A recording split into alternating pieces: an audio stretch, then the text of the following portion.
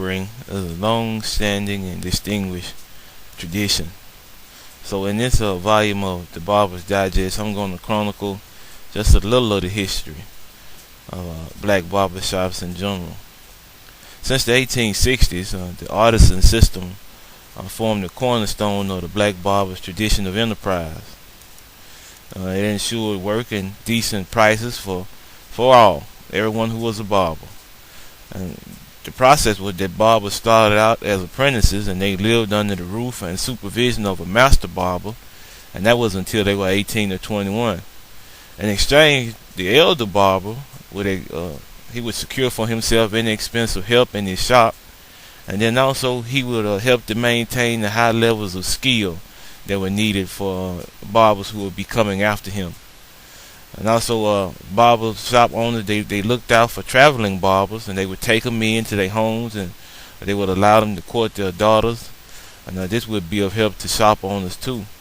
And so you can see the bonds of mutual respect that would grow in amongst barbers, especially in the African American community, because barbers would be individuals who would be relatives, neighbors, individuals who attended the same church, and also they would be individuals who would be well known in the community. So because of this mutual respect that they had, they were held together by that respect as a fraternity of barbers, and that fraternity began to strive because of all of the respect that was held for them. So what they did was they started to combine elements of luxury hotels, spas, and clubhouses into one business, and they invented what we know today as a first-class barbershop. And so what they would do was they would allow their customers to experience luxury, and that is what the customers bought into. And so black barbers gave their customers a further incentive to linger by offering hot baths and a range of goods from perfume, soap, to cigars, to suspenders. And then they also created an air of exclusivity. And how they did that was, if they had a regular customer, then they would mount shaving boxes, and the customer would pick out their own mug, and usually those mugs would be stamped with their own initials, or even an emblem representing their profession, if they were a doctor or a lawyer. And so this transformed the act of getting a shave into much more than just a mundane taking of a razor and removing excess hairs. It became a ritual for them, a ritual that their clients appreciated very much. Today we carry on that same tradition, so we give our clients first-class service while at the same time encouraging them to express themselves freely. Our shops serve as a place of dialogue between the elder and the younger generation, where the latter can gain wisdom from those who are wise in things that they might be lacking in. And our services make men into better men by improving how one feels on the inside, just by removing a little excess from the outside. Our craft is as distinguished as it is deeply rooted in who we are as a people.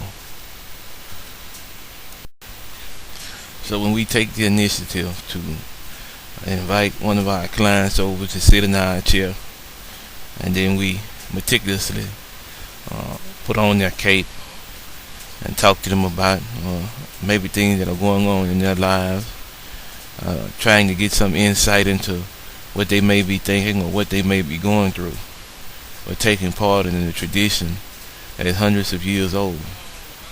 And in most cases, the fact that we allow them the opportunity to have a voice makes for a good dialogue. It makes for a dialogue that's positive, and it serves as a haven for individuals who would otherwise have no voice at all whatsoever.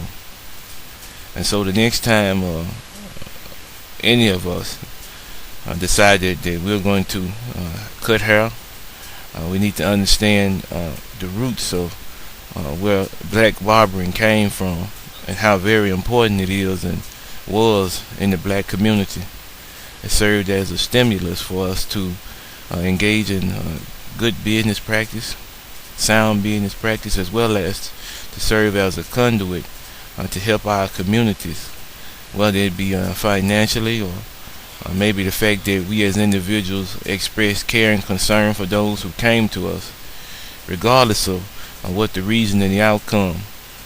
Barbering in itself, especially in the African American community, has been a positive force for change and a positive force for good.